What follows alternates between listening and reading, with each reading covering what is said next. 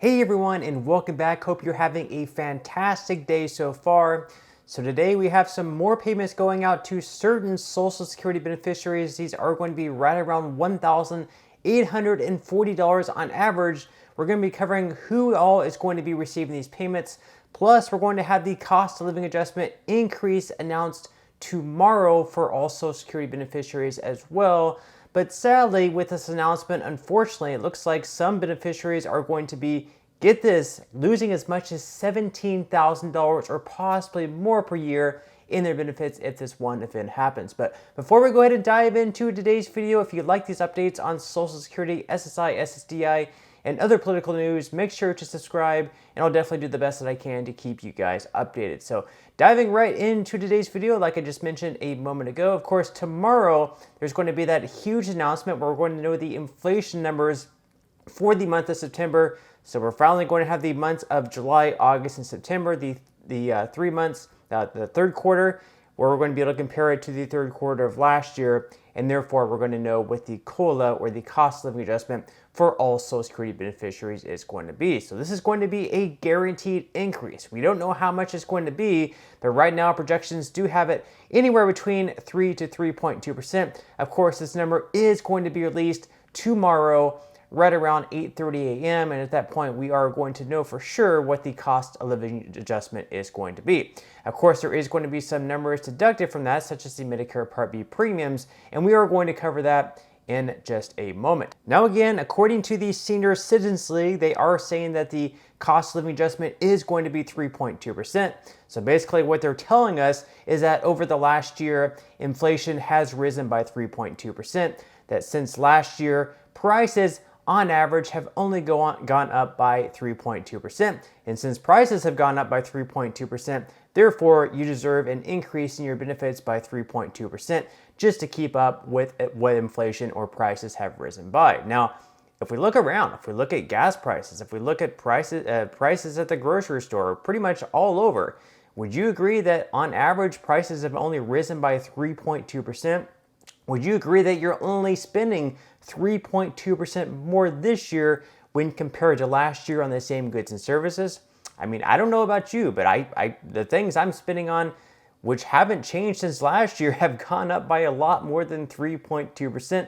I'm spending, a whole heck of a lot more at the grocery store on the same goods that I was last year, a lot more than 3.2%. So obviously this is sort of a rigged number that they're throwing out there. It has gone up by a lot more than 3.2%, but at the end of the day, it is what it is. 3.2% is going to be the number. And unfortunately, this is why a lot of beneficiaries are actually returning to work either on a part-time or a full-time basis. I'm seeing it with a lot of people where unfortunately they're looking at their check and looking at all the bills they have to pay, and if they want to continue eating, they have to go out and get a part-time job, whether that be like DoorDash, Uber, or going somewhere and working. It's just an unfortunate reality of life with inflation being as high as it has been over the past couple of years. Now, regardless, Social Security beneficiaries are going to be receiving an increase in their pay. Again, it is going to be right around 3.2%. Of course, there are going to be some deductions, as I just mentioned, and one of those deductions is going to be the Medicare Part B premium. So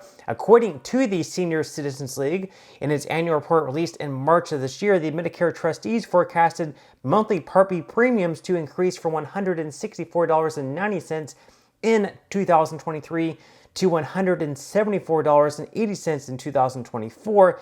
But since then, there has actually been an Alzheimer's drug called the Quimby, and that's going to cost right around another $5 every single month.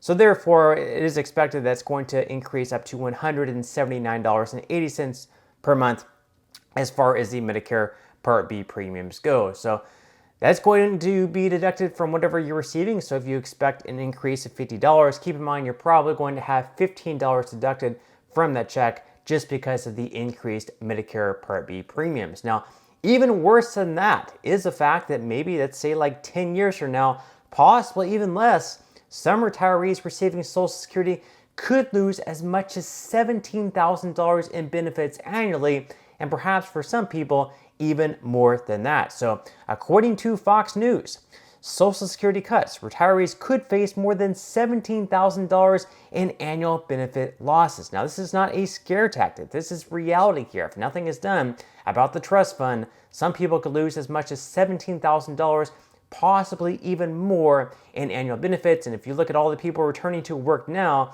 if they're going to lose $17,000, we're going to be seeing a massive amount of people unfortunately have to return to work, whether they like it or not. This is something that absolutely needs to be fixed. So once again, according to Fox News, today's retirees are facing stubborn inflation, staggering healthcare costs, and an uncertain Social Security system. And by the next decade, many could witness severe losses to Social Security benefits, according to an analysis by the Committee for a Responsible Federal Budget. When the Social Security fund is expected to become insolvent in 2033, the typical dual-income couple retiring that year could see an annual benefit cut of $17,400 in today's dollar, the CFRB said in its analysis. But benefit cuts would vary by income level. A low-income couple would face a $10,600 loss in annual benefits, while a high-income couple would experience a $23,000 cut in benefits. They said, quote, although the cut for a low-income couple would be smaller, it would represent a larger share of their income,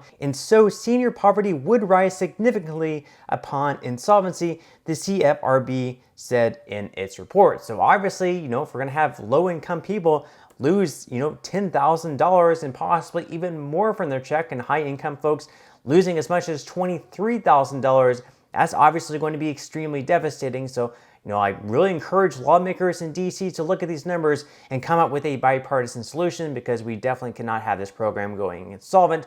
Otherwise, it's really just going to spell disaster all in all. Now, in some good news, of course, today we do have those payments going out as usual. So according to AS, $1,800 Social Security payments on October 11th, who will receive them. So those born between the 1st and 11th will receive payments on the second Wednesday of the month. Today happens to be the second Wednesday, so those payments are going to be going to those with birthdays falling between the 1st and 10th of any given month.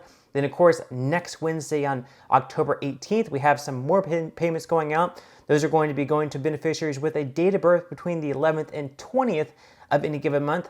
And then finally, the following Wednesday after that, on October 25th, those are going to be the final payments going out this month to Social Security beneficiaries. Those are going to be going to those with birthdays falling between the 21st and 31st of any given month. And if you notice there, we didn't mention anything about SSI beneficiaries. And if you're receiving SSI, you might have noticed you did not receive a payment this month in October. That's because your second payment in September, the one on September 29th, was actually your October payment, and you're not going to be receiving another payment all the way until the 1st of November. And then in December, you're once again going to be receiving two payments.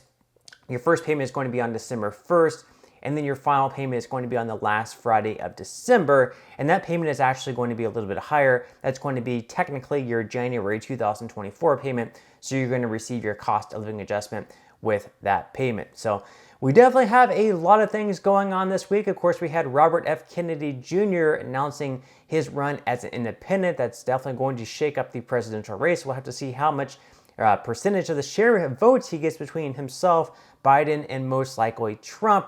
Of course, we have the House speakership that's going to be voted on, I believe, a proxy voting today. So it'll be interesting to see if Jim Jordan becomes the next House Speaker, if it's Steve Scalise, or perhaps Kevin McCarthy comes in and becomes the House Speaker once again. And then, of course, we have the Israel-Hamas war, just completely devastating footage coming out. I definitely recommend everyone to watch that.